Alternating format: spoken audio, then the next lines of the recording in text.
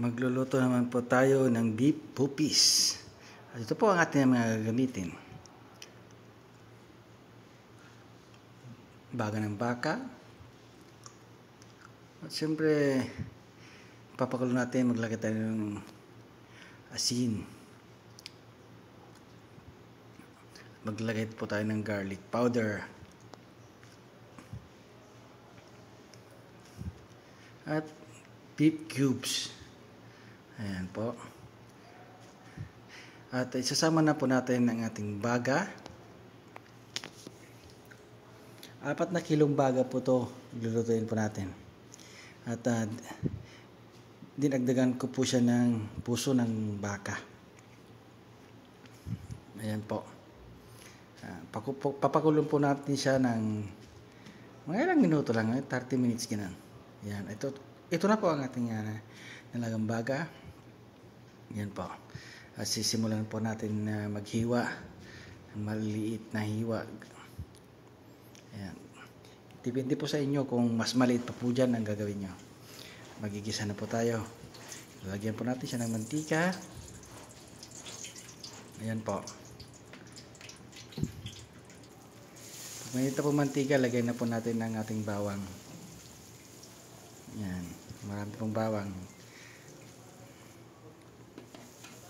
At halo-haloin po natin siya konti para hindi po siya masunog. At isusunod na po natin ng isa pang ingredients, ang sibuyas. Ayan, marami pong sibuyas. Ayan po. Halo-haloin po natin siya. At maglalagay din tayo ng luya. Ayan, ayan po. Ayan. Halo-haloin po natin. At pagkahalo po nito, pwede na po natin ilagay ang ating baga. Ayan po. At ito ang ihalo ko pa. Ayan. At saka carrots.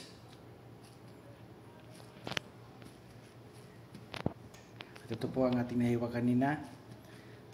Ayan. Pwede na po natin ilagay. Ayan. Napakarami po nito. At marami po tayong papagkakainin. Hindi lang po yan putahe ang niluluto ko.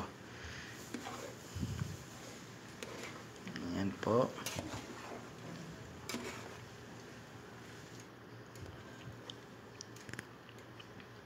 At syempre maglalagay po tayo ng patis.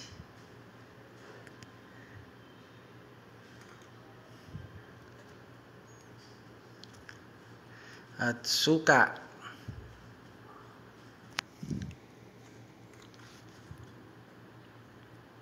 Ayan po. At siyempre maglalagay ulit tayo ng garlic powder.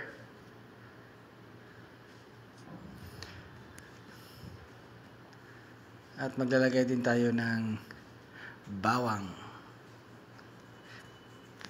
Ay paminta. Pamintang durog. Ayan po. Haluin po natin siya. Haluin po natin.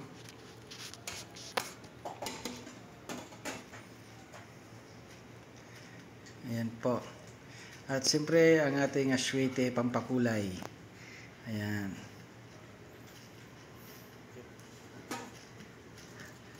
Aswete. Ang English po niyan, annatto seed. Ayan. Haluin po natin. At siyempre maglalagay din po ako ng tubig niyan. Tapos hantayin po natin na matuyo. Takpan po natin siya. Ayan, relax muna. Ayan. Kumukulo na po siya. Nilagyan ko po siya kanina ng tubig. Kaya may sabaw-sabaw po siya. At hantayin po natin siya maluto. Lutuin po natin siya mabuti. Ayan. At pwede na po natin ilagay ang ating carrots. Pagkalagay po carrots, haluin po natin muli. Siyempre. Ayan. At pagkahalo po, takpan po natin muli ang ating bupis. Yan, napakadali pong lutuin ito. Ang mahirapan po tayo sa paghiwa.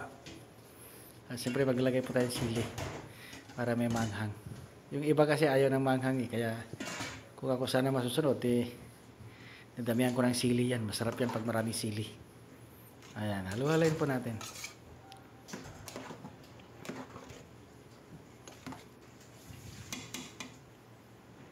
Ayan po. At ilalagay na po natin yung labanos. Pwede rin, hindi po kayo huwag naman maglagay ng labanos. Ayan. Pero ako, naglalagay po ako kasi ng labanos Inihiwa po rin po siya ng maliliit. Ayan. Kung tinatamad po kayong maghiwa, ay ilagay nyo po sa food process. Para sa ganun, mas madali po maghiwa. Ayan. Takpan po natin. Ayan. May sabaw-sabaw pa po. May sabaw-sabaw pa. Hantayin lang po natin siyang matuyo. Ayan. Siyempre halu-haluin po natin para hindi po masunugan sa baba. Halu-haluin po natin. Ayan. Luto na po ang ating bupis. Ayan. Kung nagustuhan nyo po itong video na to, pa-like and share na lang po. And subscribe. Maraming po salamat po sa yung panonood. Sana may natutunan po kayo sa ating pagluluto ng beef bupis. Napakadali po ito. Ito po ang ating beef bupis. At tara po, kain na po tayo. Salamat po sa panonood.